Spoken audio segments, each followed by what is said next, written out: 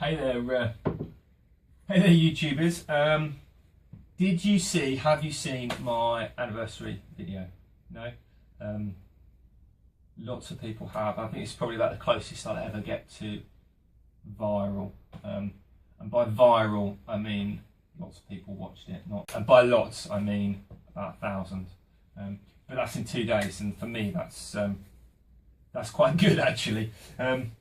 But I thought I'd do like a little follow-up and pretty much explain myself and try and sort of put into context why I was so stupid as to humiliate myself that badly in the first place. So essentially it was the anniversary video, and I had a comment on one of my videos, or one of my keeks maybe, I think it was, by Peter Freitag, Pete TGIF, who I've mentioned a couple of times in a couple of videos. And basically what happened was he made a comment along the lines of what you're going to do for the anniversary. You've got the big date coming up, and I'd completely forgotten about it, and it wasn't on my radar whatsoever. And I'm just getting used to this new stool I made for the woodworking contest, 2x4 contest. So yeah, he basically said what you're going to do, and I hadn't really thought about it at all. And it just happened to be, I think, on a Friday, so it might have been a comment to one of my Friday post videos. And it was that Friday I was going to have my VIP for the weekend, and she lives about an hour away, and she's absolutely crazy, mad, just horrendously. And if you've got small kids, particularly little girls, you know exactly what I mean, when she just loves Frozen. And I foolishly had on my phone, connected to the stereo in my van on the way back, the YouTube Let It Go video, and basically for the whole entire hour's journey back to mine, and then back again on the Sunday, and pretty much every journey in between, it was just playing constantly on repeat. So I know most of the words now, and from that, as it was eroding my brain, it reminded me of Pocket Hole, and that developed into, because I think a few people have mentioned other woodworkers. Steve Ramsey definitely mentioned it. I think Jay Bates mentioned it, and a couple of other woodworkers. I think Brian Gidney from Summers Woodworking did a whole Summers Woodworking show on how do you kind of cope with negative comments and dislikes and all the rest of it. And a lot of people were saying, well, you know, just water off a duck's back.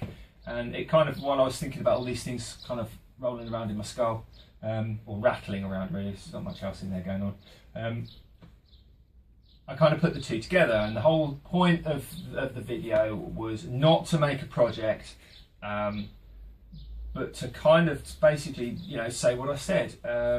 You know, dislikes don't fuss me horrendously. I mean, I've had comments like that, as I'm sure pretty much everyone has. A ramble, a mumble, that people couldn't understand me, the lighting, and when somebody says, you know, I was struggling to keep up with what you were saying, I take that on board. When somebody says about the lighting, I take that on board, and I try and fix it, basically. I've started getting better into the habit of taking the autofocus of the camera, so when I do that, it doesn't try and re-zoom, and I probably forgot to do it on this one, I can't remember. But all those little things. But when somebody says that in a rude or negative, it just off the duck's back. So that's kind of what the gist of that video was, and also then I kind of threw in the fact that some people don't like pocket holes, and some people criticise the colour of the paint, and some people don't like biscuits, and blah blah blah blah blah. And that's basically why the project ended up being painted pink, put together with pocket holes and biscuits. Now, the project itself, I wanted to have a really simple project, because there was a lot of effort when I think I recorded that karaoke version over with my own words. It took me a couple of days to rewrite the words, and that was an ongoing thing. And then I think I recorded the singing part of it about a bazillion times at least, or it certainly felt like it, to get all that. And you know, then it all had to be edited. So I really wanted a simple project, and I stupidly picked a this kind of double-mitered thing, because you know, it's like a trough that splays out, and the joints actually aren't great. I managed to fill them on the outside, but on the inside they're not too good, if I'm honest, because you can't just 45 miters because they're splayed out at, I think, a 20 degree, 30 degree angle, something like that. So I actually went on to Matthias Wandel's site because I'd remembered he'd done a 10-sided wooden bowl, and he's got a chart on there that tells you what the blade tilt and the mitre angle needs to be for however many sides you're doing and whatever the splay is. And that was good, Matthias. I'm so glad, because I think in the video, the bits that I rip out to start with, I just with the side pieces, and when I then tried to do the mitres, it all went completely wrong, and I spent a whole day literally just trying to get the things sorted out. And that's why I'm using my mitre gauge in the video, actually, because I redid all that, and you know, it probably turned into one of the most complicated and headache-some projects I've ever done.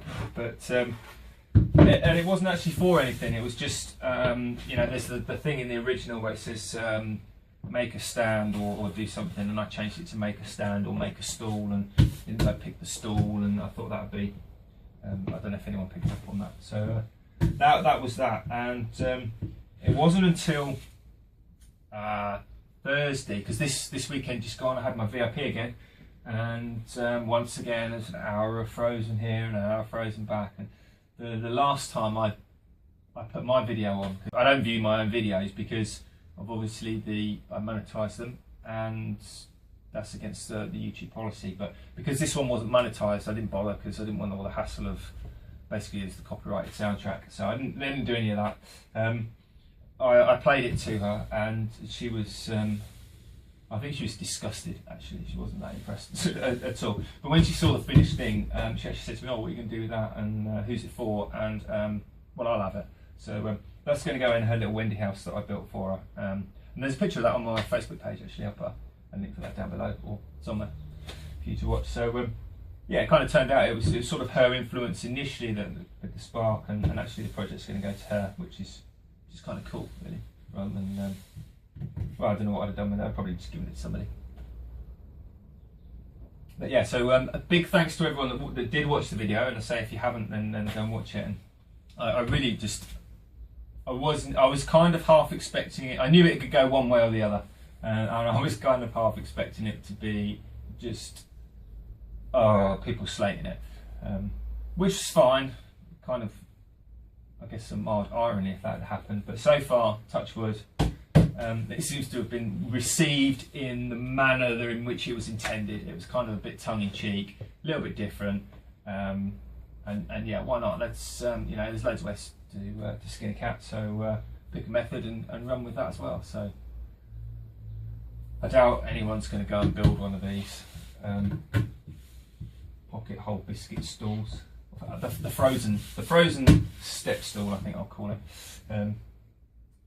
So yeah, so I hope you enjoyed it. If you haven't watched it, then by all means go and watch it, because if nothing else, you'll get to hear and see me make a bit of a fool of myself.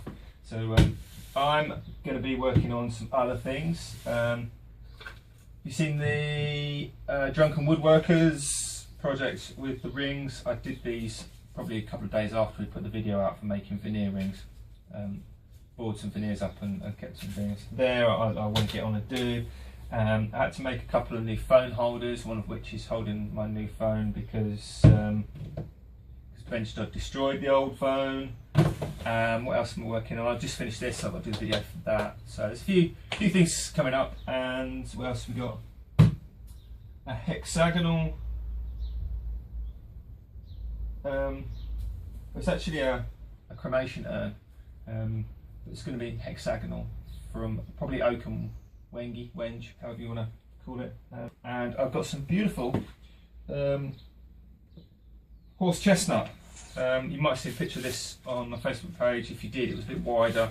It was ripped a bit off to be jointed and thicknessed and resawn.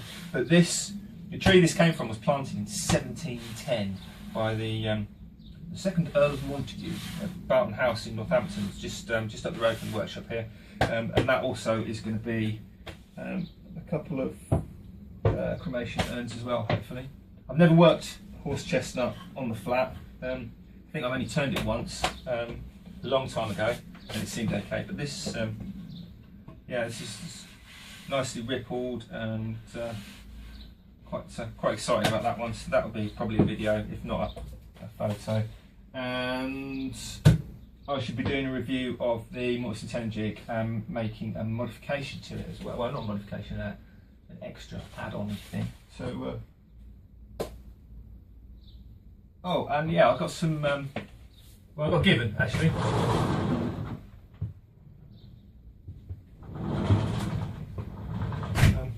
A little pack of 3 cactuses, and I'm going to go and make a couple of those little succulent planters that the drunken woodworker did, because they look quite cool, and also not just because they're cool, but also because I want to give that a go of the using, I think they used, was it 2-part resin, epoxy resin. I've got a similar thing over here. It's a plastic, I think it's urethromaldehyde based. It's a really hard wearing plastic thing. I'm going to give that a go. Try that. Do maybe some plant pots and a couple of little planters for those. So watch out for those in the future as well. Don't forget to like and subscribe both this channel and the main channel as well if you don't already. So yeah, we'll see you soon.